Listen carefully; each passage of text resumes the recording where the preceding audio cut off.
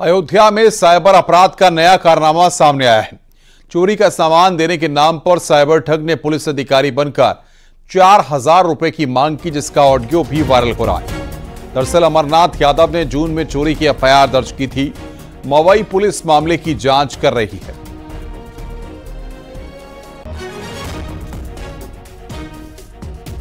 तो आपने कंप्लेंट दर्ज करवाई थी? जी हमारे पास फोटोकॉपी थी थाने से। ये आपका जो है कंप्लेंट दर्ज करवाया था, ये आपका सामान जो है प्राप्त हो चुका है। एसपी कार्यालय से बात कर रहे हैं, एसआई राहुल यादव, जिसमें 25,000 रुपए आपके नगद रखे हुए थे। ठीक है जी। कल आपको यहाँ पर एसपी कार्यालय आना है अयोध्या। ठीक है जी। कल आपको आपका सामान प्राप्त हो जाएगा। ठीक है जी। और जो चोर पकड़े गए उन्हें जो है चालान भर के उनको जेल भेज दिया गया है। जी। ठीक है जी। बता देना चाहते हैं क्लियर रूप से, उसका चार्जशीट लगा के जो आपका चालान भरा रहे हैं उसका लगेगा, ऑनलाइन अपडेट होगा केस डायरी, जिसका लगेगा आपको 4000 रुपए, जो आपको अभी तुरंत तत्काल में देना है। समझ गए हो? जब आपसे बोल रहे हैं कि अभी तुरंत में कराना है तत्काल में, समझ गए? जी जी। अभी कराइए तुरंत में। ठीक। लाइन पे रहिए, फोन नहीं काटिए। समझ गए? समझ में नहीं आ रहा है क्या तुम्हारी?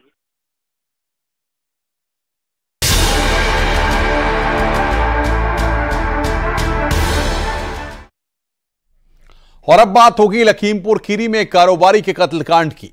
यूपी नेपाल सीमा पर एक हत्या हुई, जिसे कत्ल किया गया वो हरियाणा का कारोबारी था। सबसे हैरान करने वाली बात, किचन में मिले सबूत हैं। न तो दरवाजे पर मौत की दस्तक के कोई निशान और न ही अनजान लोगों के घुसने का कोई क्लू। सवाल यह है कि फिर कारोबारी को किसने मारा?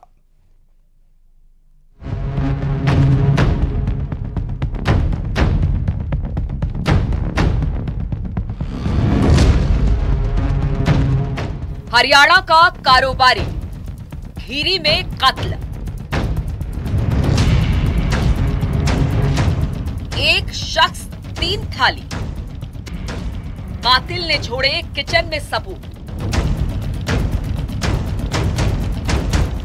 लखीमपुर खीरी और बॉर्डर से सटा इलाका संपूर्णा नगर, 2 देशों के बीच का ये इलाका व्यापारिक रूप से बेहद महत्वपूर्ण है। इसी लोकेशन पर हरियाणा के रहने वाले बिजनेसमैन कृष्ण कुमार सेठी पीढ़ियों से अपना कारोबार चला रहे थे।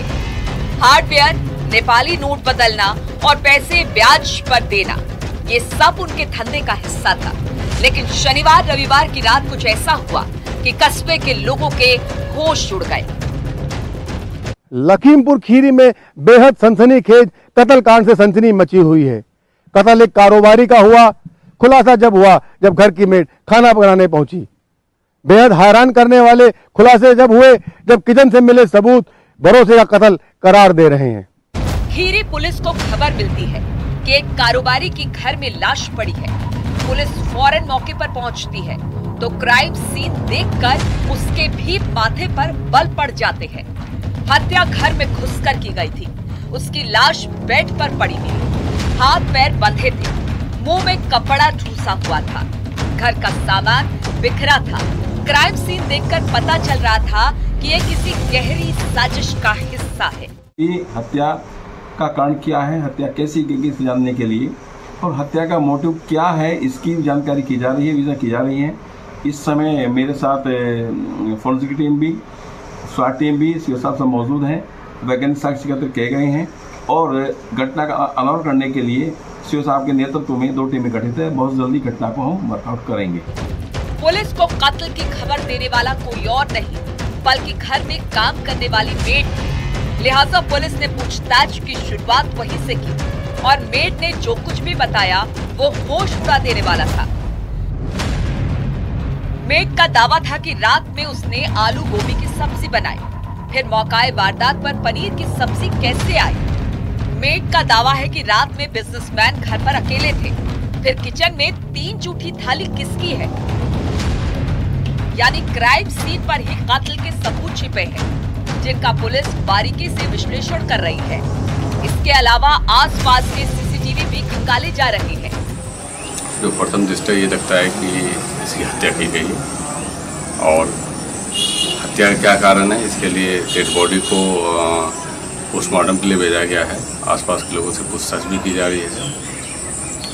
जहाँ तक इनके बारे में जानकारी की गई है तो ये पता चला है कि ये पैसे के लेन देन खासकर गिरवी पे पैसे देना और वापस उस पर ब्याज वगैरह लेने का काम करते थे और काम अच्छा खासा था। बिजनेसमैन कृष्ण कुमार सेठी स्पेयर पार्ट्स और लोहे के कारोबारी हैं, जहां 4-5 कर्मचारी काम करते हैं। इसके अलावा ब्याज पर पैसे देने का भी काम करते थे, जबकि परिवार से उनके साथ कोई भी यहाँ नहीं रहता था। ऐसे में सवाल उठता है, क्या किसी नौकर ने लूटपाट के इरादे से साजिश रची? क्या किसी उधारी के लेन देन में कत्ल की स्क्रिप्ट लिखी गई? लेकिन ऊपर के दोनों सवाल इसलिए बेईमानी साबित होते हैं क्योंकि कत्ल की रात घर में पनीर की सब्जी मिली। अब जरा मेड के दावों पर दोबारा लौटते हैं।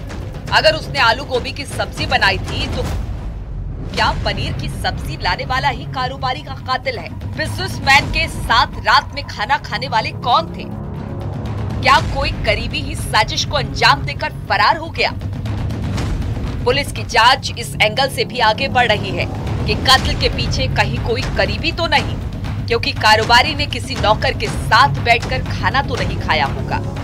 पुलिस की शक की सुई कारोबारी को करीबियों पे भी घूम रही है, क्योंकि प्रॉपर्टी का विवाद और अन्य एंगलों से भी गहनता से जांच की जा रही है, क्योंकि कत्ल के दौरान कारोबारी के हाथ पैर बांध रखे थे। इस काम को कोई अकेले अंजाम नहीं दे सकता है। हालांकि आसपास के लोगों का दावा है कि कारोबारी रात 8 से 9 बजे के बीच तक ठीक ठाक थे। कई लोगों ने उन्हें इस बीच तक देखने का दावा किया है, यानी कातिल रात 9 से 11 बजे के बीच घर में घुसे होंगे। एक ही जो यहाँ जो घर में एंट्री होती है तो कहीं भी वो फोर्सफुली एंट्री नहीं है, तोड़ के घुसने का या धक्का दे के घुसने का, इस तरह के साक्ष्य नहीं मिल रहे हैं। तो इससे जो लूट की जो संभावना है या फिर लूट के बारे में है तो उसकी थोड़ी पुष्टि नहीं फिलहाल नहीं हो रही। लोगों के बीच के क्या विवाद हैं, और इसमें ये भी बताना चाहूँगा कि हम लोग को कुछ जानकारी भी मिली है, इनपुट मिला है, रात के जो सीसीटीवी कैमरे वगैरह हैं उनको भी गहनता से देखा जा रहा है। डॉग स्क्वाड और फिंगरप्रिंट एक्सपर्ट टीम को मौके पर कई अहम सुराग मिले हैं। क्राइम ब्रांच और स्थानीय पुलिस टीम केस के खुलासे को लेकर काम कर रही है। पुलिस का दावा है कि जल्द ही कातिल कानून के शिकंजे में होगा।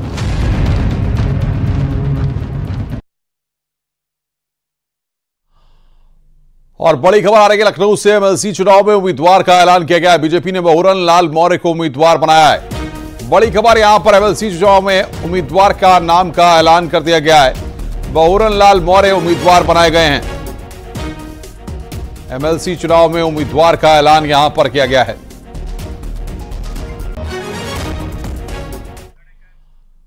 रुक रहे हैं यहां पर ब्रेक के लिए। खबरों का सिलसिला लगातार जारी है।